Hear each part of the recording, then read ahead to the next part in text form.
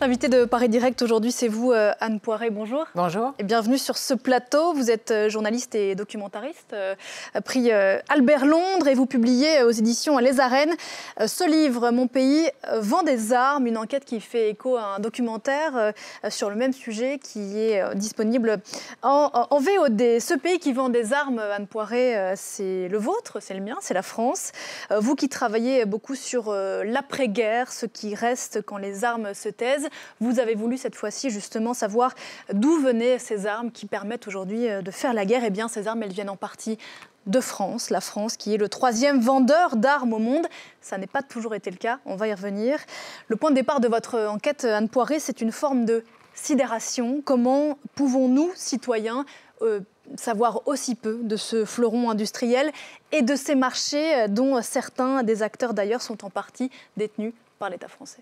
Oui, absolument. L'idée, c'était d'essayer d'explorer un petit peu cette industrie, ce paysage français de l'armement. Il y a eu beaucoup de sujets faits souvent soit sur des aspects illégaux, soit sur des enquêtes de rétrocommission. On a tous entendu parler des frégates de Taïwan ou de l'affaire Karachi, qui sera d'ailleurs jugée dans les mois qui viennent. Mais il me semblait qu'il n'y avait pas qu'on n'expliquait pas aux Français, en fait, quelle était cette industrie, où est-ce qu'elle était en France, qui la contrôlait, comment ça se passait. Et puis, au moment de la fin de la présidence de François Hollande, on était à ce moment-là devenu le 3e exportateur d'armes au monde. Il s'est vraiment passé quelque chose de très important sur ce plan-là, et c'était quelque chose dont personne ne débattait. Et il me semblait important d'amener les éléments de ce débat à la connaissance du public. Alors, au fil des pages, on découvre l'omerta, l'opacité qu'il y a autour de cette industrie. Vous documentez, vous racontez le nombre de refus assez sidérants que vous avez dû subir pour faire votre enquête. Qu'est-ce qu'il y a à cacher ? Eh bien, c'est toute la question, à mon avis, beaucoup moins que ce qu'on pourrait l'imaginer avec ce niveau de refus, mais il y a une volonté, effectivement, il y a un manque de transparence qui est assez notable. Structurellement, en fait, il faut expliquer qu'il est interdit de vendre des armes en France, donc tout est contrôlé par l'État. C'est une commission, la commission interministérielle pour l'exportation du matériel de guerre, la CIEMG, qui donc réunit plusieurs ministères pour débattre de ces ventes d'armes, notamment celles qui peuvent faire problème. Et ces discussions sont classifiées, sont couvertes par le confidentiel défense. Donc par nature, on ne peut pas savoir, on ne peut pas nous expliquer pourquoi telle ou telle arme est vendue à l'exportation. Voilà, pour qu'on comprenne bien, pardon, je vous interromps, il y a des dérogatives en fait à chaque fois qu'un contrat est signé pour autoriser effectivement la France à vendre telle arme à tel pays. Voilà, c'est ça, c'est un principe de licence. Une partie de la réponse peut-être de cette schizophrénie française, c'est ainsi que certains l'appellent, et dans l'enquête de nos confrères de Disclose, qui était à votre place il y a quelques jours, enquête sur l'utilisation faite par l'Arabie Saoudite d'armes françaises au Yémen, une enquête dont on a beaucoup parlé ces dernières semaines et qui est venue percuter beaucoup de choses dont le gouvernement français se disait jusqu'ici fracturer une ligne. Oui, c'est sûr que le problème de ce confidentiel défense, effectivement, c'est que comme on ne peut pas savoir comment sont vraiment prises les décisions, on s'aperçoit que quand de temps en temps il y a des enquêtes comme ça qui sortent et que des documents sont publiés, on s'aperçoit qu'il y a un hiatus, il y a une différence entre ce que le gouvernement nous dit et ce qu'on peut vraiment constater dans les documents. Mais parfois, on n'a même pas besoin d'avoir des documents classifiés, puisque sur votre antenne, en octobre de l'année dernière, Emmanuel Macron avait affirmé que l'Arabie Saoudite n'était pas un client important de la France. Or, le rapport au Parlement, qui est publié chaque année, qui sont les propres chiffres donnés par le ministère des Affaires étrangères, montre que l'Arabie Saoudite, en termes de commandes, est notre 4e client, mais en termes de livraison, c'est notre 2e client, et en termes d'autorisation, ce dont vous parliez, les dérogations, les licences, c'est même notre 1er client. Et ça, c'est public, donc on n'a même pas besoin d'aller chercher derrière du confidentiel défense. Il y a quand même dans ce document de nos confrères de Disclose des éléments qui révèlent, c'est ce que disent ces journalistes, des mensonges d'État. Absolument. La France, depuis des mois, dit que les armes françaises vendues à l'Arabie Saoudite, utilisées au Yémen, sont utilisées dans des cas de défense. Il est prouvé que ce n'est pas le cas. Il a également été prouvé que ces armes sont utilisées ont pu être à l'origine de la mort de civils. Et effectivement, cette contre-vérité d'Emmanuel Macron sur notre antenne que vous évoquiez tout à l'heure. Et la réponse du gouvernement jusqu'ici, ça a été de convoquer ces journalistes devant les services de renseignement. Comment expliquer que cette ligne ne bouge pas, y compris face au principe de réalité? C'est incompréhensible. Les mensonges répétés du gouvernement sont incompréhensibles, en fait. Il y a vraiment un moment où il faut qu'on puisse avoir un débat en France dans la transparence et avec des énoncés qui ne sont pas ceux-là. Parce qu'en effet, la ministre des Armées, il y a plus d'un an, avait dit que des armes avaient pu être vendues qui n'étaient pas supposées être utilisées, après que c'était des armes qui étaient uniquement défensives, après qu'elle n'avait pas connaissance que des armes étaient utilisées. Donc, bon, voilà, mais elle n'est pas la seule. Je vous ai parlé d'Emmanuel Macron. Jean-Yves Le Drian, devant des parlementaires en commission des affaires étrangères, a affirmé qu'on ne vendait que les victimes civiles n'étaient que le fait de la chasse saoudienne au Yémen et que nous ne vendions rien à l'armée de l'air saoudienne, ce qui est absolument faux. Il y a des pods de Thales qui sont vendus depuis 2015 à l'Arabie saoudite. Ce sont des choses qui vont sur des éléments aériens. Voilà, c'est ce qui permet d'aider à la désignation des cibles sur des avions de chasse. Donc voilà, il y a tous il est vraiment temps qu'il y ait un débat où on puisse avoir parce qu'ils nous demandent de leur faire confiance, en fait. Ils nous disent on ne peut pas vous expliquer, c'est couvert par le confidentiel défense, la France ne fait pas n'importe quoi, ce qui est vrai, hein, la France ne vend pas n'importe quoi à n'importe qui. Le problème, c'est les détails. Et quand on constate ces mensonges, ça n'est pas propre à donner confiance dans ce débat. D'autant plus que la France est signataire d'un traité, et vous le rappelez dans votre livre à plusieurs reprises, d'un traité sur la vente d'armes, signataire en 2014. Tous les pays ne le sont pas. Les États-Unis n'ont pas signé ce traité qui l'engage à n'autoriser aucune vente d'armes dans des situations où elle pourrait effectivement être utilisée pour commettre des crimes et des attaques contre des civils. Autre exemple, Anne Poiré, que vous citez dans votre livre, le premier client de l'industrie de la défense française, ce n'est pas l'Arabie Saoudite, donc c'est l'Égypte. La question que vous posez, c'est est-ce qu'avec ces contrats d'armement colossaux, il a notamment été question de Rafale vendus à l'Égypte du maréchal El-Sisi, eh bien, l'Égypte n'aurait pas acheté le silence de Paris, sur la question des droits de l'homme notamment?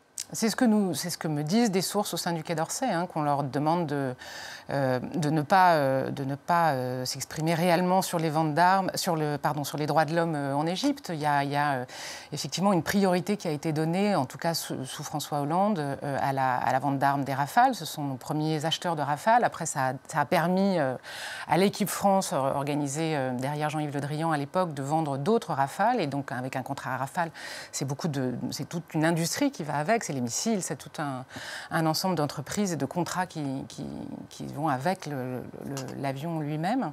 Et donc, effectivement, il y a toute cette discussion qu'on aurait dû avoir sur l'Égypte, hein, qui est complètement chantée par le Quai d'Orsay sur les disparitions forcées, notamment. Les ONG de droits de l'homme dénoncent plus d'1 millier de disparitions de gens qui sont arrêtés, dont les familles n'ont absolument plus de nouvelles, ce que contestent les Égyptiens. Hein. Et donc, cette parole sur les droits de l'homme, aujourd'hui, française, c'est pratiquement inexistante.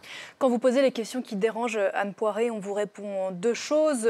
Toutefois, quand on veut bien vous répondre, d'abord, c'est que cette industrie de la défense française est une très grosse industrie, plusieurs milliards d'euros, 200 000 emplois à haute valeur ajoutée, et que ça vaut la peine d'être défendu. C'est ce qu'on vous répond. Et puis, l'autre chose qu'on vous dit, c'est si ce n'est pas la France qui vend des armes, alors demain, ça pourrait être la Russie, les États-Unis et la Chine. Oui, c'est ce que François Hollande, dans un de ses derniers déplacements en tant que président, a exprimé dans une visite à MBDA, qui est donc le plus grand missilier d'Europe, à Bourges. Il a effectivement tenu ce discours en disant que si ce n'était pas nous, ce serait d'autres. C'est une industrie, c'est un sujet qui est très complexe. Hein. Il ne faut pas simplifier les choses. Et c'est pour ça c'est un sujet qui est très intéressant, très compliqué. Il faut rentrer dans les détails pour comprendre les enjeux. Et évidemment, il y a des emplois souvent qui sont dans des régions qui sont très fragilisées en France. Je parlais de Bourges, c'est le principal employeur, MBDA avec Nexter. En dehors de ces 2 fabricants de missiles et de munitions, il n'y a quasiment pas d'employeurs. Et ce sont des bons employeurs qui embauchent, qui continuent à embaucher. Donc évidemment, c'est un sujet complexe, mais la question, moi, ce que je trouve problématique, c'est qu'il n'y ait pas de débat, et notamment au sein du Parlement.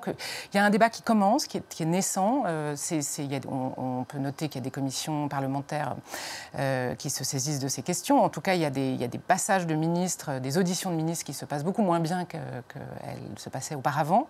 Mais voilà, il y a encore beaucoup de choses qui pourraient être faites à ce niveau-là pour plus de transparence. À ce propos, effectivement, on a parlé ces dernières semaines de la mobilisation d'ONG qui ont empêché notamment que soient chargées à bord de cargo direction l'Arabie Saoudite des armes françaises. Ce sont des opérations ponctuelles qui ont été notamment la conséquence de l'enquête de nos confrères de Disclose. Mais on le comprend, et vous le disiez à l'instant dans votre récit, qu'il y a extrêmement peu de garde-fous. Les parlementaires, vous le disiez, n'ont pas accès à cette commission qui est sous le cachet du secret défense. Mais plus on ferme des portes, plus on crée du fantasme. Finalement, c'est assez contre-productif. Moi, c'est ce que j'ai essayé de leur expliquer, c'est-à-dire que cette commission des affaires interministérielles, je n'ai même pas pu filmer, quand je tournais le documentaire, la salle où elle se réunit, ce qui est quand même assez absurde, parce que voilà, c'est une salle vide, on aurait pu tout à fait la filmer. Donc il y a cette position de principe, en fait, qui manque de transparence problématique, mais au-delà de ça, la question, c'est les détails, en fait, et c'est de savoir quelle arme on vend à quel moment, est-ce qu'à ce moment-là, ça contrevient au traité qu'on a signé, ou à la position commune européenne aussi, qui fait partie de nos engagements internationaux. Et ça, le problème, ce sont les détails. C'est-à-dire que le système semble robuste, en effet, mais le problème, c'est que quand on rentre dans les détails et qu'on a accès à des documents, qu'on a accès à des personnes qui vous parlent et qui prennent ce risque-là, on s'aperçoit que là, il y a des problèmes. Jamais l'industrie de l'armement ne s'est aussi bien portée en France, vous le disiez, et vous l'évoquiez, le virage s'est fait au moment du mandat de François Hollande, notamment autour du super VRP qui était Jean-Yves Le Drian, qui est toujours ministre aujourd'hui. Qu'est-ce qui s'est passé à ce moment-là pour que l'industrie de l'armement française décolle à ce point ? Alors d'abord, il y a un contexte, il y a un réarmement mondial notable. Il y a eu un retrait des Américains sur un certain nombre de dossiers, un certain nombre de pays, notamment en Égypte, qui, eux, ont un peu freiné les livraisons au moment de 2013 et de l'arrivée au pouvoir du maréchal Sissi et du massacre du Caire d'août 2013.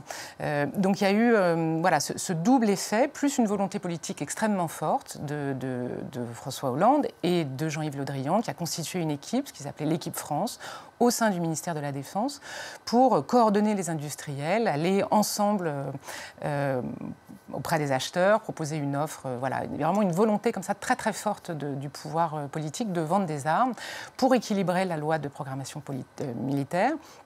Et donc vendre le Rafale à tout prix. Et avec ça, effectivement, c'est cet entraînement de toute l'industrie française. Et puis l'Arabie Saoudite est également entrée en guerre au Yémen contre les Houthis. Elle, qui vous le dites dans ce livre, jusqu'ici avait tendance à stocker une grande partie des armes qu'elle achetait, ce qui a aussi peut-être changé la donne. Vous citez ce syndicaliste dans votre livre à propos de ce virage au moment du quinquennat de François Hollande, la distinction à ce moment-là entre les pays qui avaient besoin de s'armer pour se défendre et ceux qui le font pour faire de l'expansion a été perdue. Oui, bien sûr. Et quand vous parlez aux gens de l'équipe France qui acceptent de vous parler off, parce qu'évidemment personne ne m'a parlé vraiment directement, ils vous expliquent que sur l'Arabie Saoudite, pour eux, ça n'a pas très bien marché. Alors on se dit, ah bon, vous êtes mis des freins avec l'entrée en guerre au Yémen. Ils disent non, pas du tout. On aurait dû vendre beaucoup plus. Simplement, il y a eu un changement de pouvoir. MBS, nos réseaux ont changé. On n'a pas réussi à trouver le centre de commandement réel. Donc en réalité, on aurait dû vendre et on aurait voulu vendre beaucoup plus que ça à l'Arabie Saoudite dans ces années de conflit. Un mot peut-être de nos voisins. Vous parliez d'une règle européenne qui chacun fait un peu ce qu'il veut derrière. On parle beaucoup de l'Allemagne qui, elle, a arrêté ses livraisons d'armes à l'Arabie Saoudite. Est-ce que les choses sont moins opaques chez nos voisins étrangers ? Alors, chez nos voisins étrangers, il y a un débat, qui était absent jusqu'à présent. C'est encore un petit peu en train de changer, mais c'était le cas avant. Il y a un débat en Allemagne très fort, il y a un débat en Angleterre, il y a des ONG qui portent le débat sur un plan judiciaire. ça n'empêche pas que les armes soient livrées, ça n'empêche pas... Les ONG anglaises sont très critiques de leur gouvernement en disant qu'effectivement, malgré le TCA, malgré la position commune européenne et leurs propres règles, ils livrent quand même notamment des munitions et des avions à la chasse saoudienne. Et les Allemands, ce qui énerve énormément la France, c'est que les Allemands ont cette position de façade très forte et que par ailleurs, ils ont des succursales et des filiales qui leur permettent de vendre quand même, par exemple, via l'Italie, des armes. Donc c'est pas si simple, mais c'est pas pour ça. Et souvent, les gens du Quai d'Orsay s'exonèrent un peu en disant « mais regardez, il y a un débat ailleurs et pourtant, nous ne vendons pas des munitions ou des Rafales à l'Arabie Saoudite. Mais c'est pas pour ça qu'on ne vend pas de Rafales, c'est parce qu'on ne peut pas. À l'Arabie Saoudite, c'est un autre problème. Et c'est pas, ça n'empêche pas ce débat. Enfin, ce débat devrait avoir lieu en France. Votre ouvrage « Mon pays vend des armes », justement, extrêmement détaillé, une très longue enquête qui fait donc écho à un documentaire qu'on peut retrouver sur le site, je pense, de nos confrères de LCP. « Mon pays vend des armes », donc aux arènes, pour ouvrir ce débat sur les ventes d'armes de la France. Merci beaucoup, Anne Poiré, d'être venue ce matin sur le plateau de Paris Direct.